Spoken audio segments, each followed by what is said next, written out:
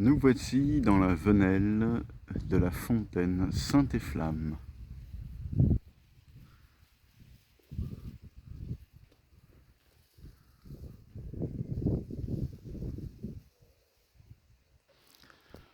Voici la fontaine Saint-Efflamme, magnifique fontaine.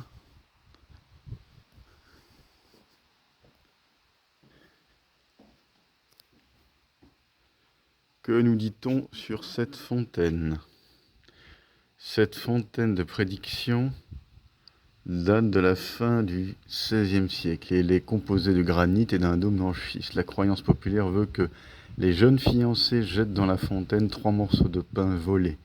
Si les 2 morceaux de pain représentant les fiancés se rejoignent sans que le 3e, symbolisant le saint, ne vienne les séparer, l'union sera heureuse.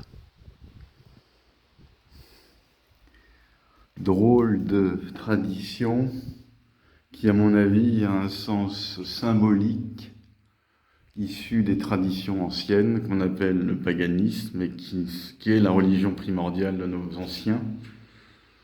Donc, à mon avis, le sens est à chercher chez nos anciens. Maintenant, rejoignons la chapelle. Regardons la chapelle et ce beau littoral magnifique de Plestin-les-Grèves, Saint-Michel-en-Grève, magnifique, extraordinaire. L'église Saint-Efflamme reconstruite, mais effectivement toujours présente. Donc nous voici dans la chapelle Saint-Efflamme.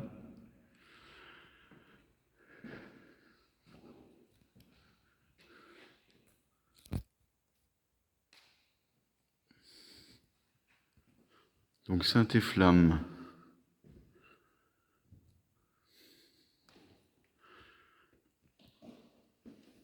Ici commence l'évocation en quelques scènes de la vie connue de Saint-Efflamme, prince en Irlande, serviteur de Dieu en Bretagne, 448-512.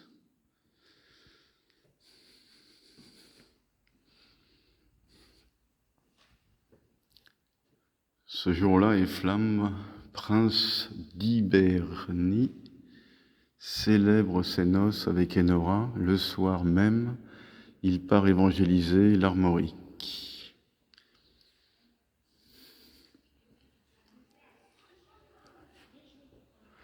Il s'embarque avec 7 compagnons fidèles. 3 jours durant, il navigue.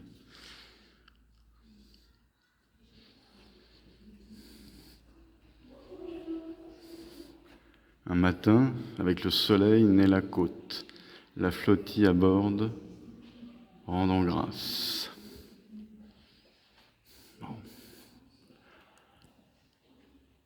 Ils se mettent en marche, l'ermite Gestin les accueille.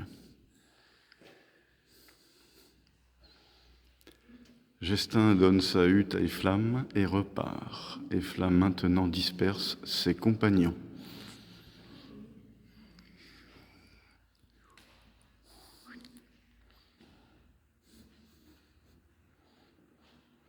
Cette fresque a été terminée le 26 juillet en la fête de Sainte-Anne. 26 juillet.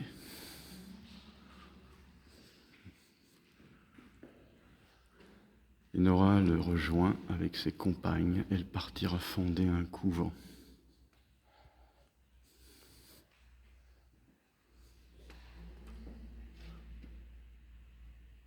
Solitaire, Efflamme prie, travaille et prêche jusqu'à la fin de sa vie.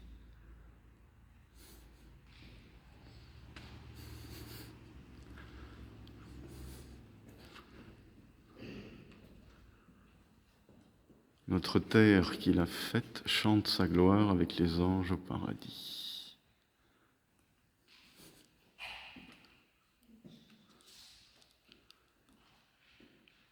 Quand il eut rendu l'âme, le 6 novembre de l'an 512, Efflamme fut mise en terre, tout près d'ici, à Cosilis. Longtemps après, son précieux sarcophage y fut retrouvé, et l'évêque Paul de Tréguier fit transporter sous la dalle de granit dans l'église de Plestin en grande pompe les restes enhumé du glorieux Efflam. C'était en l'an 994.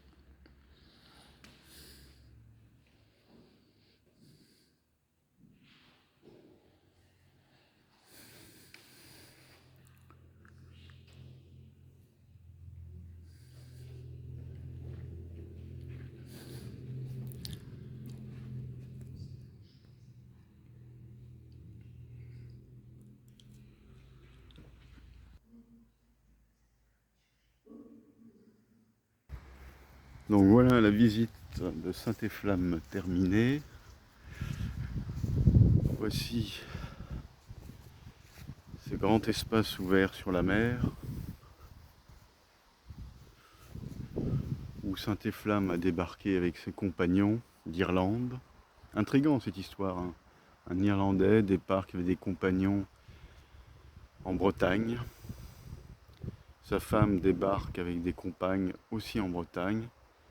Mystérieuse cette histoire, à creuser. Allez, Kenavo, à bientôt.